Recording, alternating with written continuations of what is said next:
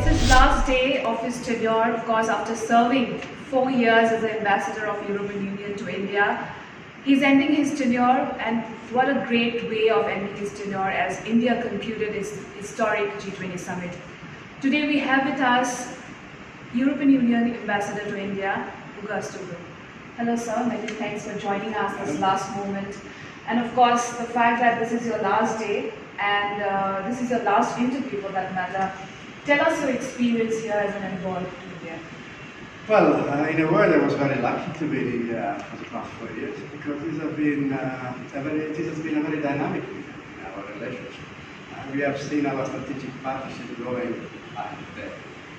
For instance, the summit in Portland 2021 marked the decision to resume our negotiation on the free trade agreement. Then the visit of President von der Leyen in 2022, where together with the Prime Minister, the Trade and Technology Council launched. As you know, we only have another format of the same sort with the United States, so this gives you the flavor of how important it is now. And finally, as you said, I finished on a high note with this very successful summit, and with a visit to India of both President Michel and President. Well, of course, talking about what would be your assessment when it comes to the India-EU partnership in these last 4 years? I think it's a very successful partnership, which is growing and which is bound to grow even further.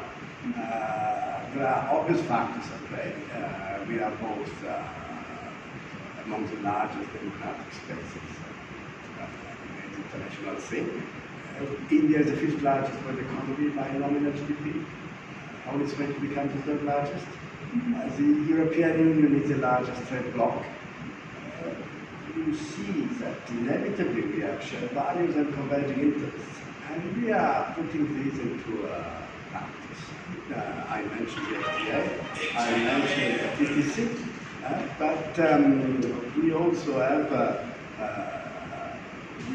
started to work together to address global challenges such as climate change or for the digital transition. These are just few examples where India and the EU together can shape in a positive fashion the global agenda. Of course, coming to the G20, of course, India's presidency, and we have seen a very important deal that was announced by Prime Minister Narendra Modi, of course, the India, EU and the Middle East Economic Corridor. How do you see this, given the fact that, how do you see that can help reshape the Eurasian connectivity, and what would be the challenges ahead of this? I think it's a very significant development. We are talking about a group of partners coming together to implement projects in infrastructure, bringing together India, Middle East and Europe. This is an initiative which is underpinned by principles of transparency, of inclusivity and sustainability. And when I talk about sustainability, I mean social sustainability, fiscal sustainability. So these are very important principles, and as you will recall, the European Union has actually already placed a major initiative on infrastructure called Global Gateway. And I think Global Gateway and this new corridor fit very well, shine very well into the same framework. For Global Gateway, we have set aside 300 billion of investment to be used between 2021 and 2027. A large portion of it devoted to Africa, but also for the other continents. And I think this is a momentous occasion to make the cooperation among these partners even more concrete and operational. So it is mostly seen that this particular economic corridor project is seen as a direct challenge to China's BRI, of course, given the fact that we have seen China's growing influence in the Indo-Pacific. Your take on that? I think it deserves to be looked at on its own merit. Right. It's a positive initiative with its own positive agenda. It's not directed against anyone. It's about building infrastructure which is high quality, which meets the needs of the people. Okay, so let's talk about the free trade agreement. As you've already mentioned, how do you analyze when it comes to the current status between India and the EU FTA? Well, look, we have already had 5 rounds, and the 6th round is to happen in Europe in October. And we've also had very recently the visit of the Vice President for Trade, Dombrovskis. He was here for the G20, Jaipur, and then he came to Delhi for Bharat with Minister Goyal and what we call the high-level dialogue. And I was struck by the positive atmosphere, the positive interaction between the two ministers. So what I can say is that we have achieved progress. It's a complex negotiation. But there is an equal determination shared by both sides that we shall work for a productive outcome. All right. So we know, of course, there has been a great push for climate change by India, and that has been one of the priorities for India when it comes to G20. What do we see when it comes to India progressing on green development or green hydrogen for that matter? What are the areas that need special attention? I think we have to work together towards a green energy mix.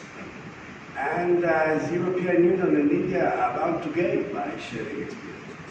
So we had our Commissioner for Energy, Simpson, visiting India a few months ago and organizing together with the Minister for New and Renewable Energy a forum on renewables. A forum bringing together not just the two administrations, but also the business from both sides, from Europe and India.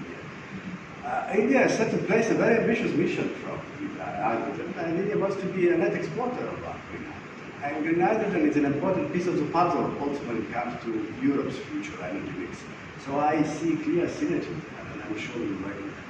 All right, my last question to you would be, we have seen in recent past, like just a few days back, there has been some criticism from the EU members and G7 leaders when it comes to the G20 leaders declaration, saying that the Indian text on Ukraine is not far enough for this particular, for leaders arriving at a consensus. How do you respond to such criticism? But when I look at the text, I see very important facts and principles in this text. I see the call for respect of international law, of the UN Charter and its entirety, respect for territorial integrity, for the sovereignty of states.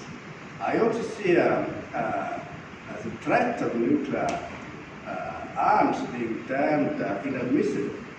I see a call for just and durable peace.